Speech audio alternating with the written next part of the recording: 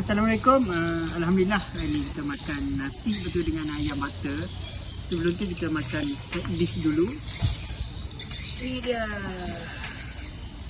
Apa benda ni? Pulut bakar. Bismillahirrahmanirrahim. Allahuakbar. Sedapnya. Dia punya melekat. Allahuakbar. Subhanallah.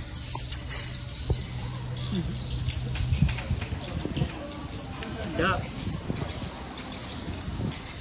Saya tengah makan dekat The Canteen.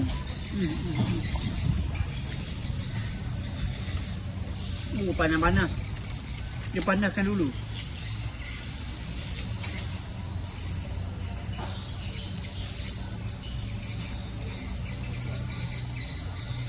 Sedap sangat.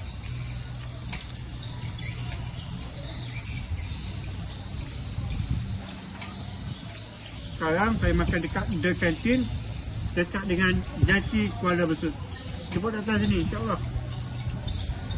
Jom kita makan ni pula. Bismillah.